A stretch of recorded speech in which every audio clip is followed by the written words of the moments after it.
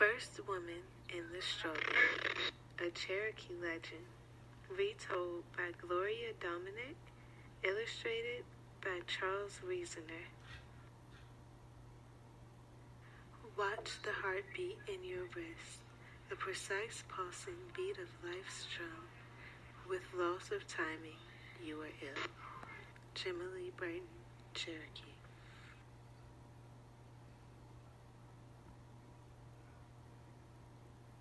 One day, grandmother sat with her granddaughter. Spring was in bloom all around them. The grass was tender and fresh. Tree buds were opening, their light green leaves unfurling to catch the sun. "Do you know what I would like right now?" grandmother asked. "A ripe, red, sweet strawberry." "I would like one too," said her granddaughter. "They are so delicious." "Did you know that Great Spirit made the first strawberries especially for a Cherokee woman?" grandmother asked. "What do you mean?" asked the girl. "Listen closely, and I will tell you," answered the old woman. Long ago, first woman and first man lived happily together. Each day they searched the forest, finding beauty all around them. They listened to the birds sing. They watched the many animals of the forest. They discovered silvery fish splashing in ponds and streams. They saw colorful birds fly across the sky. First woman and first man always helped each other. One warm spring day, the couple walked together, carrying beautiful baskets that first woman had woven.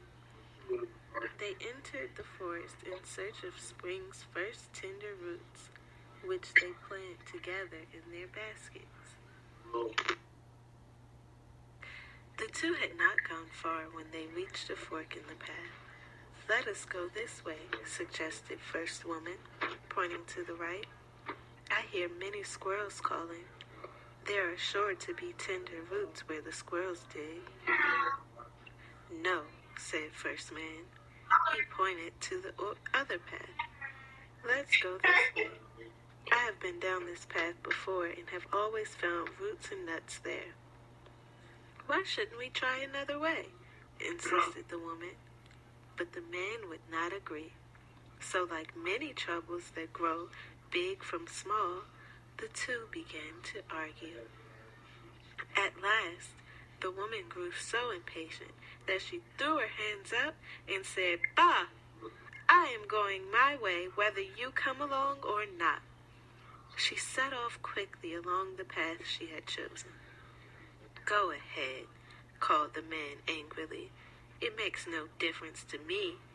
Stubbornly, he crossed his arms and watched as first woman's figure grew smaller and smaller in the distance. "What do I care?" first man asked himself. He sat down on the ground, eating one of the roots the two had already gathered. Strangely, he found he had very little appetite. At first, he thought it was because he was still angry, but soon the man realized he was lonely. "She is gone only a short time and I miss her already," he muttered. It was a silly fight. Perhaps if I go now, I'll be able to catch up to her. The man set off, traveling as fast as he could, but he could not keep up with first woman.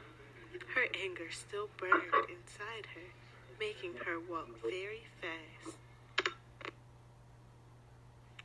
A deer saw first man hurrying along. "Run," the animal said. "Run as quickly as a deer." The man tried, but he could not catch up to the woman. Then a large crow saw the man. He called loudly. "Listen to me," said the bird to first man. "Call her name loudly. Call as loudly as a crow."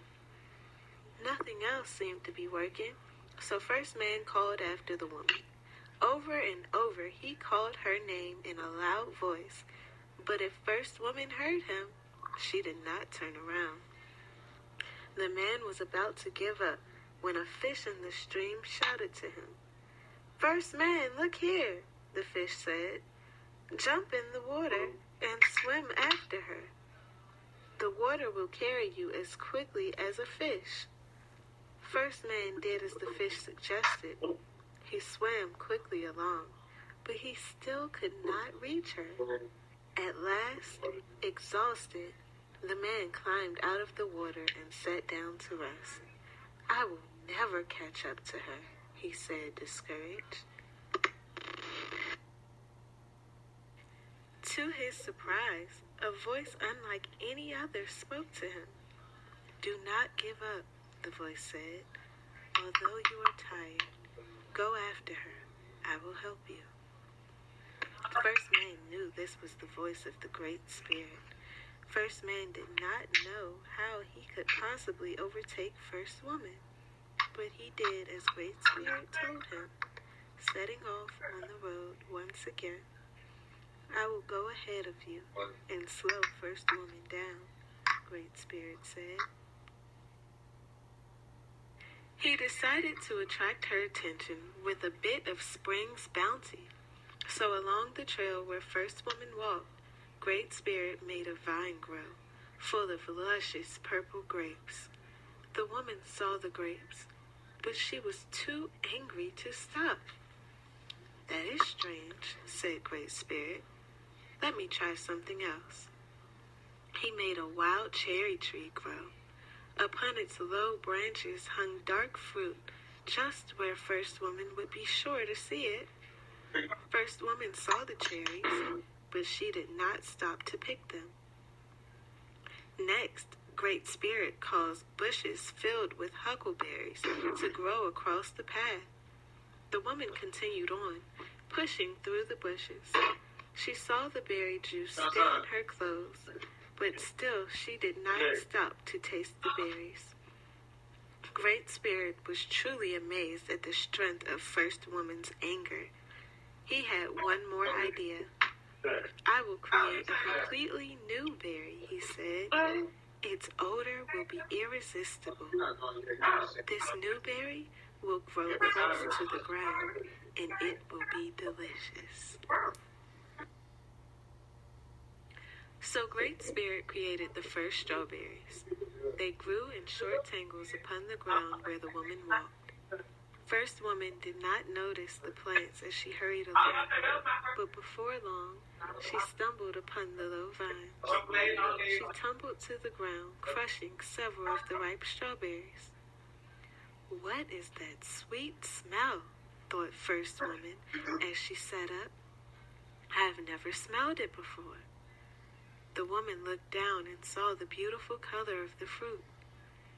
"Never have I seen a red so lovely," she said. "I wonder how these pretty berries taste." Picking the biggest strawberry she could find, First Woman ate it. The delicious taste filled her mouth, and she instantly forgot her anger. "This is surely the most wonderful tasting berry in all the forest," she said. She quickly ate several more. All at once, the woman had an idea. After she'd eaten her fill of the tempting fruit, First Woman gathered more, filling her basket. Then she turned back along the path, walking almost as quickly as before. As she walked, the animals saw her. A deer called out, "What are you carrying?" "A treasure," answered First Woman. "Try one." She tossed the berry to the deer and hurried along. Soon, a crow called to the woman. "What is in your basket?" he asked. "A gift," said the woman. "But you may have one." She held up a strawberry for the bird, who gobbled it hungrily. Then, First Woman heard a voice unlike any other. She knew it was the Great Spirit. "Where are you going?" he asked. "I must find First Man," she answered.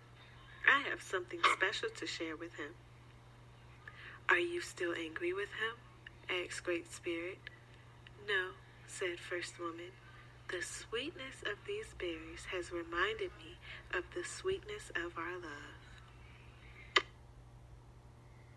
It was not long before First Man and First Woman met each other along the path. First Woman excitedly showed the strawberries to her husband. The two ate the fruit. It was the most delicious meal they had ever shared. The two embraced, their anger forgotten. First Woman and First Man returned to their home in the forest. They lived together very happily for the rest of their days. Each spring, the husband and wife went out to search for the first strawberries, which they gave to each other as a gift. First Woman learned to make many wonderful things from the strawberries, including sweet-tasting jellies and jams to eat all year round. If they were ever to quarrel, these delicious foods were always there to remind them of their love for each other. That is how the first strawberries were created, concluded Grandmother. It is also why many women still keep strawberries in the kitchen of their happy homes. "Can we find some too?" asked the little girl. "Very well," agreed Grandmother. So the old woman and her granddaughter set off to find the first sweet strawberries of spring.